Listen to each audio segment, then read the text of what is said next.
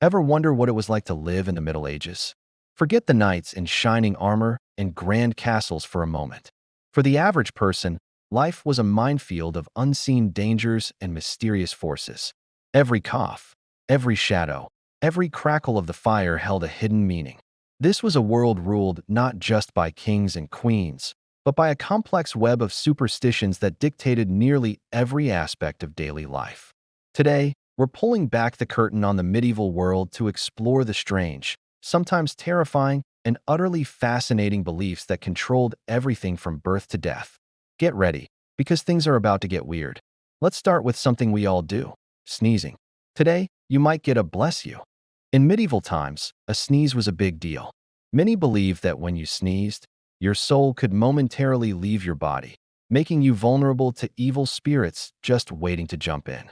Saying, "God bless you," wasn't just polite. It was a spiritual shield, a quick prayer to protect the sneezer's soul and block any demonic intruders. Some even thought a sneeze was the body trying to expel an evil presence. So next time someone sneezes, remember you're participating in a tradition that's hundreds of years old, designed to fight off invisible demons. Now, let's talk about cats, specifically black cats. We've all heard the superstition about a black cat crossing your path being bad luck. Well, that idea has deep roots in the medieval period. Cats in general were viewed with suspicion. Their silent, nocturnal habits and independent nature seemed unnatural. But black cats were in a league of their own. They were often seen as the companions of witches, or even witches themselves in disguise. Some believed they were demons sent by the devil to spy on humans. Seeing a black cat could be an omen of death or misfortune. This fear led to horrific cruelty against these animals, especially during witch hunts. It's a stark reminder of how fear and superstition can have tragic real-world consequences. The natural world was a place of both wonder and terror for medieval people. Eclipses, comets, and even rainbows were interpreted as messages from God, and usually not good ones.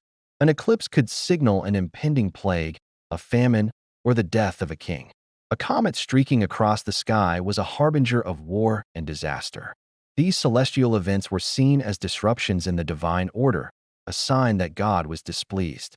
Imagine the collective panic that would sweep through a town when the sun suddenly went dark in the middle of the day.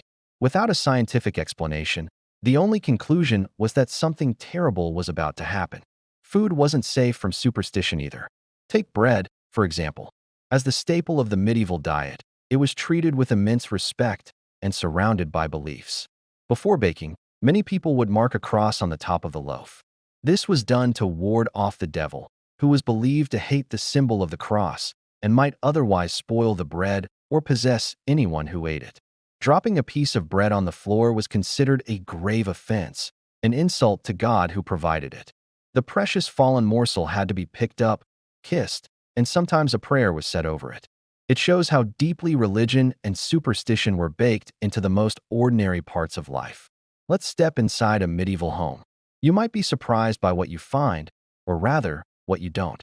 Mirrors, for instance, were rare and mysterious objects. It was believed that a mirror could steal a part of your soul. This is where the superstition of 7 years of bad luck for breaking a mirror comes from. The belief was that your soul, trapped or damaged by the broken mirror, would take 7 years to fully heal. Another common household belief involved doorways and thresholds. The threshold was seen as a liminal space, a boundary between the safe, private interior of the home and the dangerous, unknown world outside. It was a place where spirits, both good and evil, could linger. This is why the tradition of carrying a bride over the threshold began. It was to protect her from tripping, which was a terrible omen, and to prevent evil spirits from entering her new home through the soles of her feet. Pregnancy and childbirth were incredibly dangerous times in the Middle Ages, so naturally, they were surrounded by countless superstitions. An expectant mother had to be careful about everything she did, saw, and ate. It was believed that if a pregnant woman looked at a frightening animal, like a monkey, her child might be born resembling it. Cravings were also taken very seriously. If a pregnant woman craved a certain food and didn't get it, it was thought the baby could be born with a birthmark shaped like that food. To protect the newborn, all sorts of charms and rituals were used. A piece of coral might be tied to the baby's cradle to ward off evil, and a knife or scissors might be placed under the birthing bed to cut the pain of labor. These practices highlight the desperation to control a process that was so often tragic and unpredictable. Even the forest, a vital source of wood, food, and herbs, was a place of deep-seated fear. It was the domain of the unknown.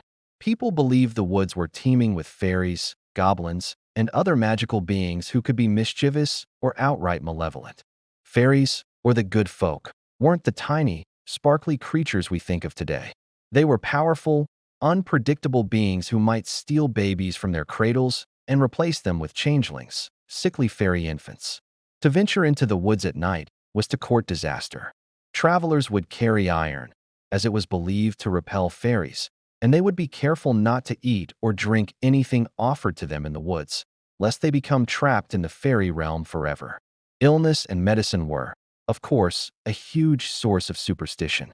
Without germ theory, sickness was often blamed on supernatural causes, a punishment from God, a curse from a witch, or an imbalance of the four bodily humors. Remedies were a bizarre mix of herbalism, prayer, and pure magic. Got a toothache? The cure might involve driving a nail into an oak tree. To cure a fever, you might have to write a magical charm on a piece of parchment and wear it around your neck. Sometimes, the cure seemed worse than the disease. For instance, a common treatment for baldness involved rubbing goose droppings on your head. And if a doctor couldn't figure out what was wrong, the diagnosis was often witchcraft. The line between medicine and magic was blurry, if it existed at all. What about love and marriage? Superstitions played the role of a medieval dating app. A young woman wanting to know who her future husband would be might perform a ritual on Halloween or St. Agnes Eve. This could involve anything from peeling an apple in one continuous strip and throwing it over her shoulder to see what initial it formed, to walking backward down the stairs at midnight while holding a mirror. Finding a four-leaf clover was a sign of good luck in love, while seeing a single magpie was a terrible omen for a relationship.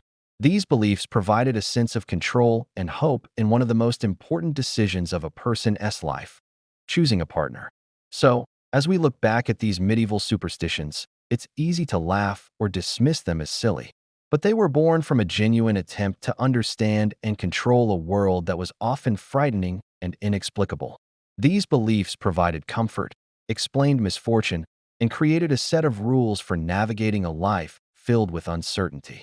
They reveal a mindset so different from our own, where the supernatural was woven into the very fabric of reality. The next time you avoid walking under a ladder or knock on wood, take a moment to remember your medieval ancestors.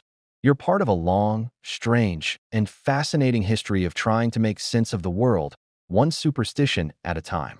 Thanks for watching, and if you enjoyed this journey into the past, don't forget to like, subscribe, and hit that notification bell for more deep dives into history.